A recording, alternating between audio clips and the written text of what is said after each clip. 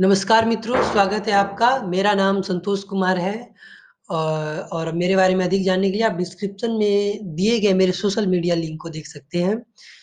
और आज हम चर्चा करेंगे एनसीईआरटी कक्षा 7 के पार्ट 4 को, यानी साइंस के चैप्टर 4 की चर्चा करेंगे, जो है हीट, ऊष्मा। तो इसमें मात्र 2 ही मल्टीपल चॉइस क्वेश्चन दिए हैं, लेकिन क्वेश्चन के साथ हमने कुछ कॉन्सेप्ट बताए हैं जो आपकी परीक्षाओं के लिए अति महत्वपूर्ण हो सकते हैं। तो उसे आप ज़रूर समझें और इस वीडियो को पूरा देखें। चलिए, सबसे पहला प्रश्न है कि एक मार्बल का टाइल लकड़ी की टाइल की अपेक्षा ठंड के मौसम की सुबह को ज़्यादा ठंडा होगा, क्योंकि मार्बल टाइल। तो इसमें देखिए कि जो मार्बल टाइल होता है, वो ऊष्मा का सुचालक होता है, यानी इट इज़ वो गुड कंडक्टर ऑफ हीट। मतलब टाइल्स जो है वो tiles is a good conductor of heat. Tiles जो होता है वो ऊष्मा का सुचालक होता है, और वहीं लकड़ी जो होता है वो ऊष्मा का कुचालक होता है, या कहिए कि वो बेड कंडक्टर होता है हीट का। तो वो कि उसमें क्या होता है कि लकड़ी ए, उम, एक जगह से अपनी दूसरी जगह ऊष्मा को पार नहीं करता है। एक तरफ अगर आप लकड़ी जलाएँगे तो ऐसा नहीं कि आपका हाथ जल जाएगा, लेकिन आप लोहा जलाएँगे तो कुछ देर बाद आपका हाथ भी जल सकता है, क्योंकि वो गर्म हो जाएगा पूरा लोहा। तो उस तरह से कंडक्शन प्रोसेस काम करता है, जिसको चालन भी कहते हैं। तो तो मार्बल इसलिए ठंडा होगा क्योंकि वो ठंडे तापमान को पूरे जगह ट्रांसफर कर देगा। इसलिए मार्बल का टाइल्स जो है ठंडी की सुबह को आपको ठंडा होगा, जबकि लकड़ी का टाइल वो पूरी जगह नहीं कर पाएगा, इसलिए वो उतना ठंडा नहीं होगा ठंडी के मौसम में। तो चलिए आगे बढ़ता, हमारा उत्तर होगा ऊष्मा का ज़्यादा अच्छा सुचालक है, यानी मार्बल टाइल ऊष्मा का ज़्यादा अच्छा सुचालक है, इसलिए वो लकड़ी के टाइल की अपेक्षा ज़्यादा ठंडा होगा। और अगला है, एक भिखारी ठंड की रात में स्वयं को समाचार पत्र के कुछ परतों से ढक लेता है, यह उसको गर्म रखने में मदद करता है। तो इसमें कहा गया है कि ये क्यों होता है? क्यों होता है कि लेयर के बीच में फ्रिक्शन होगा, इसलिए होगा। तो नहीं, ये आंसर नहीं है। फ्रिक्शन मतलब घर्षण अगर होगा तो ऊष्मा उत्पन्न होगी, ऐसी कोई बात नहीं है। होता क्या है कि अ, एयर अगर हवा जो है ऊष्मा का कुचालक होता है, यानी air is a bad conductor of heat. तो वह ऊष्मा को एक जगह से दूसरी जगह पार नहीं जाने देता है। तो जब दो तीन परतें कोई चढ़ा ले पेपर के, तो बीच में जो परतों के बीच में जो वायु होगी, वो बाहर की ठंडी वायु को पास नहीं होने दी। बाहर की ठंडी को पास नहीं होती, क्योंकि ऊष्मा तो कुचालक है, तो वो कैसे पास होने दे सकती है। तो उससे हो सकता है शरीर का जो तापमान है वो वैसा ही रहे जैसा होता है, यानी वो गर्म ही रहे, वो ठंडा ना हो। तो इस तरह से भिखारी हो से बच जाएगा। तो इस तरह से हमारा उत्तर होगा air trapped between the layer of newspaper is bad conductor of heat, यानी समाचार पत्रों की परतों के बीच फंसी वायु ऊष्मा का कुचालक है, इसी कारण भिखारी ऐसा करके बच सकता है। और अब हम कॉन्सेप्ट्स की बात करते हैं, तो आप यहाँ पहले कुछ थर्मामीटर के टाइप्स जान लें। जो हम बुखार मापने के लिए डॉक्टर थर्मामीटर यूज करते हैं वो अलग होता है, और जो लेबोरेटरी में थर्मामीटर यूज किया जाता है पानी मापने के लिए वो अलग होता है। तो यहाँ अलग क्यों होता है कि बुखार जो है किसी व्यक्ति को 35 डिग्री से कम और 42 डिग्री से ज़्यादा होगा, इसकी कोई संभावना नहीं है। तो इसीलिए ये थर्मामीटर का इतना ही होता है। और अगर आप बहुत ज़्यादा टेम्परेचर में इसको मापने का अगर आप कोशिश करें तो क्या होगा कि 42 डिग्री से ये जो शीशा है वो फूट सकता है, क्योंकि आप जानते हैं कि ज़्यादा गर्मी दिन से शीशा फूट जाता है। तो इसीलिए इस थर्मामीटर का प्रयोग सिर्फ़ शरीर मापने के लिए ही करें। कभी आप ऐसा प्रयास ना करें कि आपके पास थर्मामीटर हो, आप इसे पानी मापने चले जाएँ। और दूसरा होता है ये तो क्लिनिकल थर्मामीटर हो गया, डॉक्टरी थर्मामीटर भी इस हिंदी में कहते हैं। ये हो गया लेबोरेटरी थर्मामीटर, यानी प्रयोगशाला तापमापी आप इसे कह सकते हैं। तो इसमें क्या होगा कि ये थोड़ा लंबा होता है, इसमें -10 डिग्री से लेकर +110 डिग्री का टेम्परेचर आप माप सकते हैं।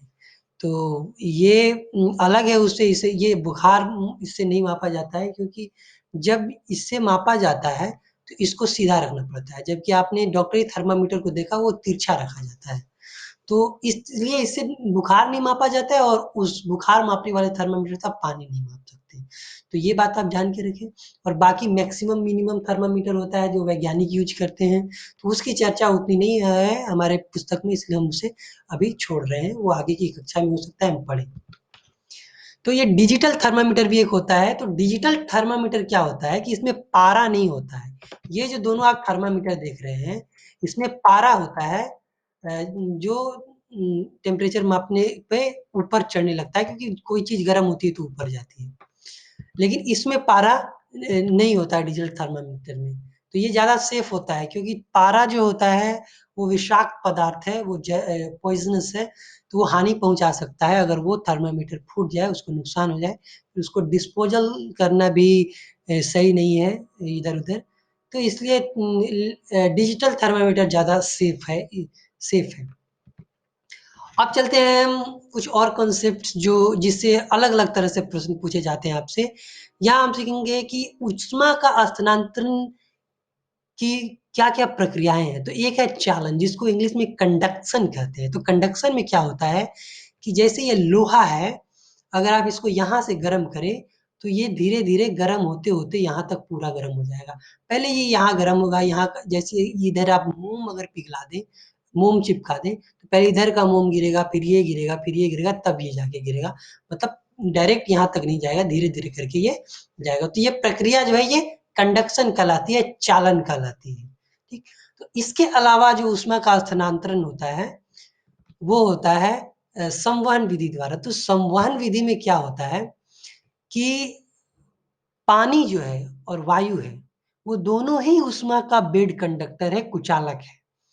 तो ऊष्मा को एक जगह से दूसरी जगह नहीं ले जाते। लेकिन फिर भी आप पूछेंगे कि पानी गर्म कैसे हो जाता है ऊपर? तो गर्म ऐसे होता है कि जो चीज़ गर्म होती है वो ऊपर की ओर जाती है। तो इसी तरह पानी जब यहाँ गर्म होगा, यहाँ का पानी जब गर्म होगा ताप देने के कारण, तो ये ऊपर की ओर जाएगा, और ये जो जगह खाली होगी इसका जगह ले लेगा ऊपर का ठंडा पानी, फिर वो भी गर्म हो जाएगा, फिर वो भी ऊपर की तरफ जाएगा, और ये प्रक्रिया तब तक चलती रहेगी जब तक पूरा पानी गर्म ना हो जाए।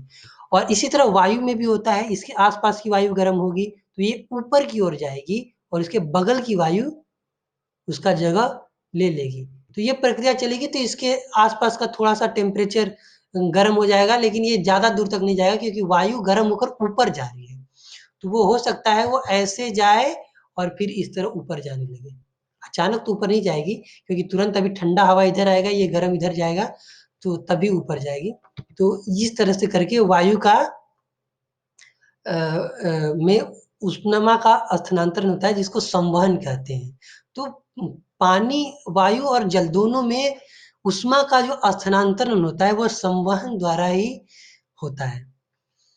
तो अब हम चलते हैं अगले, इससे एक रिलेटेड एक इम्पोर्टेंट कंसेप्ट है, जिससे सवाल आपसे पूछे जा सकते हैं परीक्षा में, जिसे हम सी ब्रिज और लैंड ब्रिज के नाम के जानते हैं। कि सी ब्रिज क्या होता है कि सूर्य के कारण पानी जल्दी गर्म नहीं होता है, ये ज़मीन जल्दी गर्म हो जाता है। ये यहाँ की जो बालू होती है किनारे, ये जल्दी गर्म हो जाती हैं। तो उससे क्या होता है, वहाँ का वायु भी गर्म हो जाता है। जैसा कि मैंने बताया आपको कैसे संवहन की प्रक्रिया द्वारा वायु गर्म होगा, ऊपर उठेगा, ऊपर की वायु नीचे आके आएगी, वो भी गर्म हो जाएगी। इस तरह से इधर का वायु जल्दी गर्म हो जाएगा, लेकिन इधर का देर से होगा। तो क्या होगा कि जब इधर की वायु गर्म हो जाएगी, इधर की वायु से ज़्यादा गर्म हो जाएगी, तो ये ऊपर उठेगी, तो यहाँ का जगह ले लेगी ये ठंडी वायु। तो हवा इधर से इधर की ओर चलेगी। तो इसी को समुद्र समीर या सी ब्रिज कहा जाता है। उसी तरह रात में ये पूरा उल्टा हो जाता है कि पानी जल्दी ठंडा नहीं होता है, जबकि जो ज़मीन है वहाँ का बालू है वो जल्दी ठंडा हो जाता है। तो इधर की वायु ज़्यादा गर्म हो जाती है, इधर की अपेक्षा। तो इधर की गर्म वायु जो ऊपर जाती है उसका जगह लेने के लिए इधर की ठंडी वायु इधर जाती है। तो वायु थल से जल की ओर जाने लगती है, यानी ज़मीन से समुद्र की ओर जाने लगती है।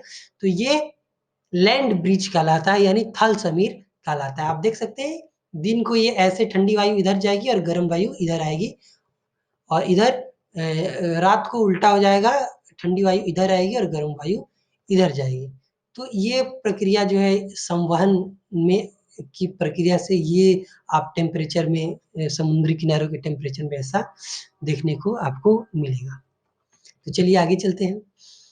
और एक प्रक्रिया है जिसको रेडिएशन कहते हैं, यहाँ मैंने कोई पिक नहीं दिया है लेकिन उससे रिलेटेड कंसेप्ट है। अब रेडिएशन में क्या होता है कि अगर कोई चीज़ गर्म है तो उसे आस-पास वो गर्मी आस-पास भी फैलेगी। तो वो रेडिएशन का प्रक्रम कहलाता है। जैसे प्रकाश में अगर आप टॉर्च जला रहे हैं, तो ऐसा नहीं कि सिर्फ़ सीधा जो लाइट जा रहा है उतना ही ऊष्मा होगा, ऊष्मा उतना ही मतलब लाइट होगा सीधा। अगल-बगल भी कुछ अंधेरा खत्म हो जाएगा, तो वो विकिरण के कारण होगा, लेकिन जो सीधा जा रहा है, वहाँ ज़्यादा रोशनी रहेगी। तो ये प्रक्रिया जो है ये रेडिएशन कहलाती है। तो इसमें क्या होता है कि अ अ, मतलब इसमें किसी माध्यम की ज़रूरत नहीं होती है ऊष्मा का स्थानांतरण के लिए। अब इसी से थोड़ा रिलेटेड कांसेप्ट ये है कि आप यहाँ एक धूप में सफ़ेद बर्तन रखेंगे और ये काला बर्तन रखेंगे। तो इसमें क्या होगा कि सफ़ेद बर्तन जो है सूर्य के प्रकाश को अवशोषित कर लेगा, यानी सूर्य के प्रकाश जो होता है वो रंगहीन होता है। रंगहीन इसलिए होता है क्योंकि उसमें 7 कलर होते हैं और जो एक साथ जब सातों कलर होते हैं तो वो रंगहीन हो जाता है। तो ये सारे प्रकाश को अवशोषित कर लेता है, इसलिए कोई भी कलर आपको दिखाई नहीं देता है आपकी आँखों में। तो कोई भी कलर नहीं दिखाई देता है तो वो काला दिखाई देता है। प्रकाश को अवशोषित करने का मतलब ये भी है कि वो ऊष्मा को भी अवशोषित कर लेता है, क्योंकि प्रकाश भी एक ऊर्जा है, उस ऊर्जा को वो अवशोषित कर लेता है। इसीलिए गर्म पानी काले बर्तन में पानी जल्दी गर्म होगा और व्हाइट बर्तन में जल्दी गर्म नहीं होगा क्योंकि व्हाइट है, ये रिफ्लेक्ट कर देगा सारे प्रकाश को और सारे रंग को रिफ्लेक्ट कर देने के कारण आपको जो आँखों से दिखाई देगा वो सफ़ेद दिखाई देता है। जो कलर दिखने का जो प्रक्रिया है वो यही है। कोई चीज़ कलर इसलिए दिखाई देता है, अगर कोई लाल दिखाई देता है इसका मतलब वो लाल कलर को रिफ्लेक्ट कर रहा है। प्रकाश के लाल कलर को रिफ्लेक्ट कर रहा है। तो ये प्रक्रिया होती है तो वो उस रेडिएशन को भी ले रहा है लाल कलर की, जिसके कारण ऊष्मा का भी स्थानांतरण की प्रक्रिया उसमें चल रही है। तो ये प्रक्रिया है और इससे एक बात और आप समझ सकते हैं कि ठंडी के दिन में रंगीन कपड़ा पहनना ज़्यादा अच्छा होता है। क्यों? क्योंकि रंगीन कपड़ा सारे कलर को रिफ्लेक्ट नहीं करता, वो कुछ कलर को सॉरी वो सारे चीज़ को कलर को अवशोषित नहीं करता, वो कुछ कलर को रिफ्लेक्ट कर देता है।